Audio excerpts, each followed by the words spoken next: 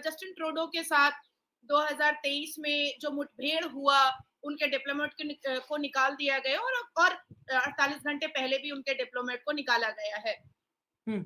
तो भी पाकिस्तान बड़ा खुश हुआ, देखा देखा, वहां के लोग दुआएं मांग रहे थे कि भाई बारिश हुई है, और पाकिस्तान कह रहा था देखा अल्लाह का कहर नाजिल हो गया।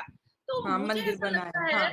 कि पाकिस्तान की बुद्धि भ्रष्ट हो चुकी है। अच्छा। अमेरिका के साथ हमारे रिलेशन अच्छे थे, अच्छे हैं और अच्छे रहेंगे। एक लॉ एंड ऑर्डर की समस्या आई है, जिसको हमारे मिनिस्ट्री ऑफ एक्सटर्नल अफेयर जो है, वो आराम से फॉरेन मिनिस्टर उसको हैंडल करेगा, और टेक ओवर ले चुका है, उसको आराम से देखा जाएगा। और भारत के मिनिस्ट्री ऑफ एक्सटर्नल अफेयर की तरफ से जो स्टेटमेंट अमेरिका को गया है, विकास यादव पूर्व रॉ एजेंट के लिए, उससे अमेरिका ने अपना स्टेटमेंट दिया है कि वो सेटिस्फाइड भी है। अब ये बात सच है कि पहली बार किसी पूर्व रॉ एजेंट के लिए फेडरल ब्यूरो ऑफ इन्वेस्टिगेशन ने गैजेट इशू किया है, पोस्टर छापा है। ये पहली बार हुआ है भारत में, भारत के इतिहास में पहली बार हुआ है। मैं इसको मानूंगी, मैं इसको मानूंगी।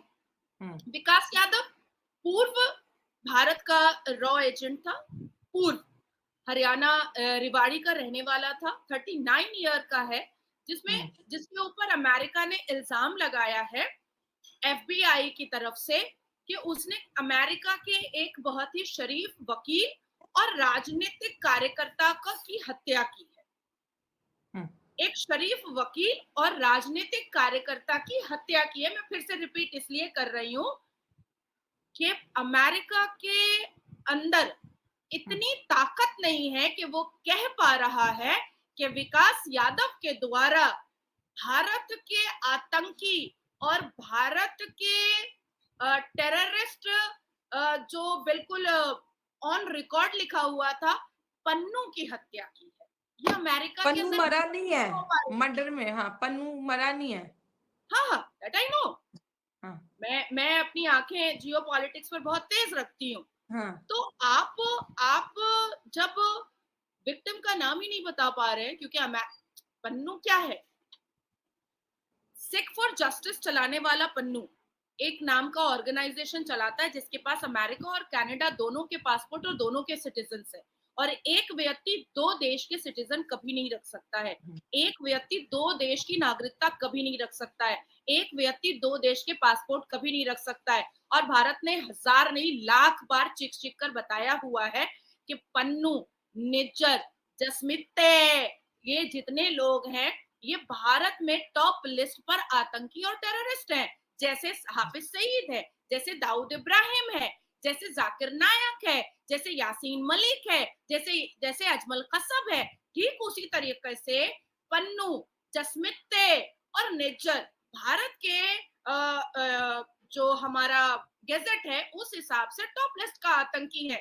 अब यहाँ पर थोड़ा सा तो अमेरिका ने अपना एक खुफिया बुद्धि जो उनके पास हमेशा से रहा है, वो उन्होंने लगाया है कि हमारा जो टेररिस्ट आतंकी है, जो टॉप लिस्ट पर है, जिसका नाम ऑलरेडी सब जगह भेजा जा चुका है, उसको अमेरिका बता रहा है पन्नू के लिए कि वो बहुत ही शरीफ वकील है और एक राजनीतिक कार्यकर्ता है। तो नाम बताइए ना। अमेरिका मोस्ट वांटेड लिस्ट में भारत के साथ कोऑपरेट नहीं कर रहा है ना, सीधी बात है। हाँ, जब हाँ। Most wanted list already India ने, भारत ने भेजा हुआ है, कनाडा को भी भेजा हुआ है और अमेरिका को भी भेजा हुआ है, पाकिस्तान को भी उसका भेजा हुआ है, तो फिर आप कैसे, अब जैसे पाकिस्तान हाफिज सईद को बोलता है कि बहुत शरीफ है, दाऊद इब्राहिम को बोलता है बहुत शरीफ है, जाकिर नायक के लिए रेड कारपेट बिछाता है पाकिस्तान, जो अश्लीलता की बातें करता है, उसी तरीके से अमेरिका जो है वो पन्नू जैसे टेररिस्ट और आतंकी को कह रहा है कि बहुत शरीफ जो वकील है और राजनीतिक कार्यकर्ता है, उसकी हत्या में फॉर्मर रॉ एजेंट विकास यादव का हाथ है। भाई नाम बोलो ना, पन्नू नाम बोलो, नाम क्यों नहीं बोल रहे हो? अब क्योंकि पन्नू पहले से ही भारत के मोस्ट वांटेड आतंकी लिस्ट में है, हाँ, तो बिल्कुल ऐसे इसलिए ही। एफबीआई जो है और अमेरिका की जो सरकार है वो उसका नाम नहीं ले पा रही है। अब रॉ के एक्स ऑफिसर का पूरा नाम और कोड, यहां तक कि अमेरिका उसके कोड नाम भी बता रहा है कि अमंत उसका कोड कोड का नाम था। तो भाई पन्नू का नाम क्यों छुपा रहे हो? पन्नू का नाम क्यों छुपा रहे हो? अब बात यहां पर आती है कि घर का भेदी लंका ढाए, हुँ, ये भी होता है हमेशा। हुँ, आस्तीन में हमेशा सांप होता है। हम दूसरे हुँ, को क्या कोसे या दूसरे को क्या बोले, हमारी आस्तीन में ही जब सांप पलता है। इस बात से किसी को दो राय नहीं होगा, जो लोग मेरे और आपके इस डिस्कशन को देखेंगे। हमारे पूर्व वाइस प्रेसिडेंट जो हैं, उपराष्ट्रपति हमीद अंसारी साहब, उन्होंने रॉ एजेंट के बारे में पूरी-पूरी जानकारी जो है वो ईरान और पाकिस्तान को दिया था, जब वो उपराष्ट्रपति थे, वाइस प्रेसिडेंट ऑफ भारत थे।